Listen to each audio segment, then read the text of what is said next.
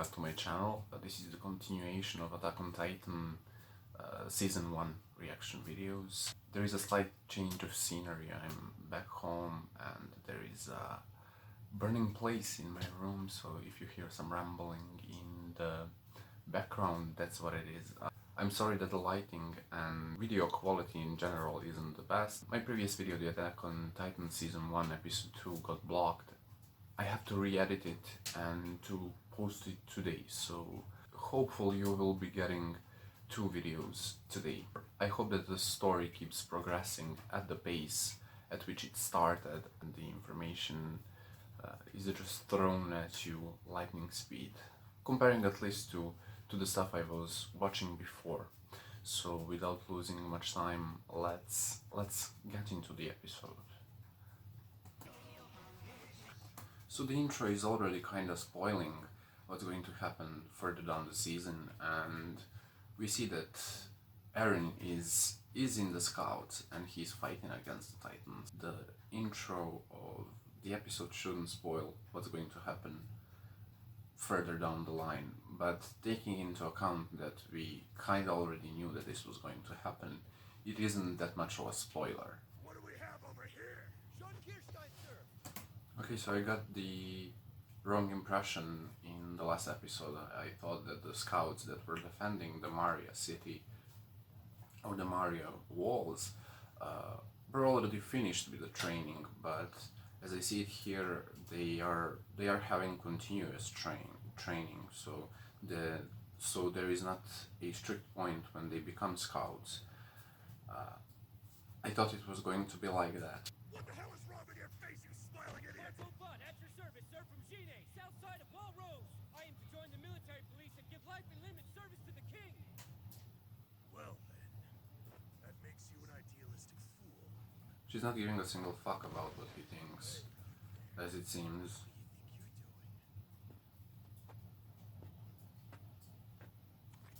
You are officially on my shit list! Just who the hell are you?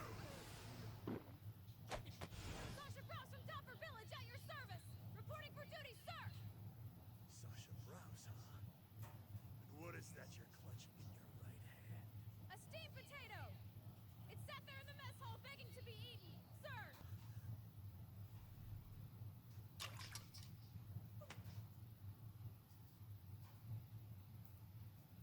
Come on, that's enough questions, all right? I'm sure he'd rather not relive everything he went through. Sorry, we didn't mean to. It's not like that.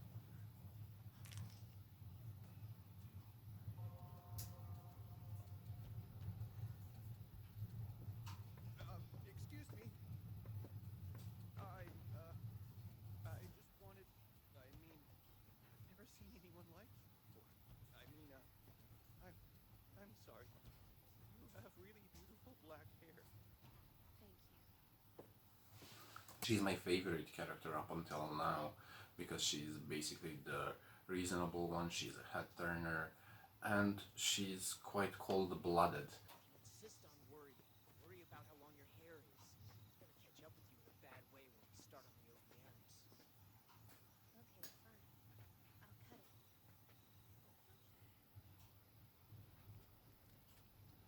This girl is like not even phased.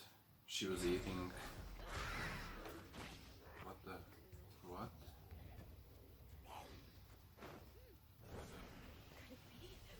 Okay, she was extremely hungry. It's all I could take. Hey, hang on. You really should drink a little water first. You're a goddess, aren't you? Glory unto you! Hey, just what are you two girls up to? What's the point of breaking the rules for Potato Girl? That mindless act of kindness gets you absolutely nowhere. And here we can see the contrast between somebody following the rules and reaching that phase. What they wanted them to reach, to be kind of mindless and follow the orders, but this girl chose to have a little bit of humanity in her and eat the potato and offer the potato to the commander. I guess they will beat the spirit out of her at some point, but in these type of stories, obviously, and most of the time tends to be the quality that propels the protagonist. Let's just get her to bed already. I'm confused. Are you being nice? I'm helping her so that she'll owe me one in the future. I intend to make use of this stupidity. Okay, so in this exchange, we see that everything this girl is talking about is transactional. So yeah, the spirit is already being beaten out of her, and she's thinking in pure mathematical way. That's precisely why we run these tests. He proves that drive and dedication do not always translate into capability. Okay, so of course he was going to struggle. That was the most expected thing. I knew that he was going to struggle and to have difficulties going through scout training. Of course, the show does it. What is your major malfunction, Jaeger? Straighten yourself up! Why am I? How do I work this thing? Not to take anything away from the show, just because something is expected, it doesn't mean that it's something inherently bad.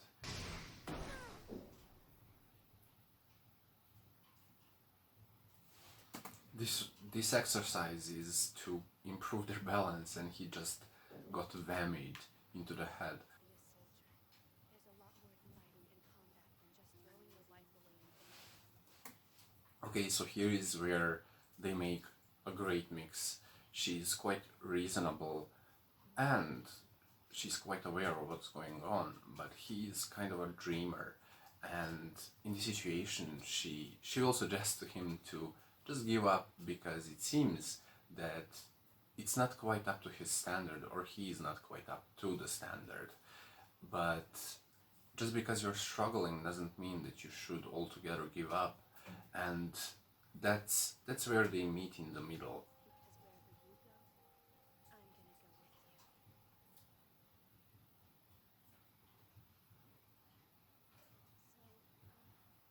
gonna go with you. So, are you saying that you're not going to finish that?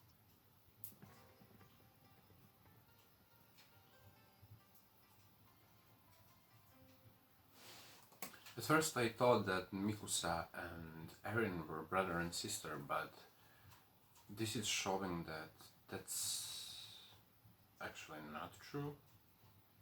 Am I getting something wrong?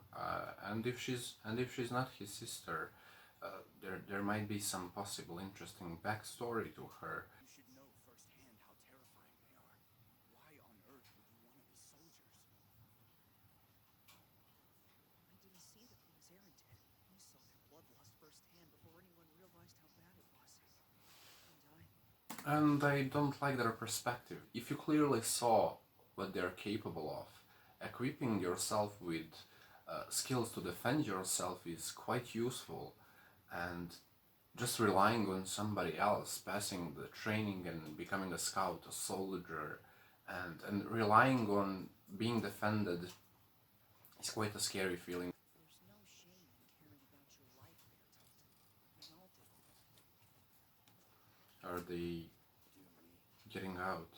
I'm going to return to the home that was taken from me. That's all I care about. And since I had the time to think about the show, I watched the first episode and the second episode right after it. The main question that I have right now is, why are the Titans attacking the people?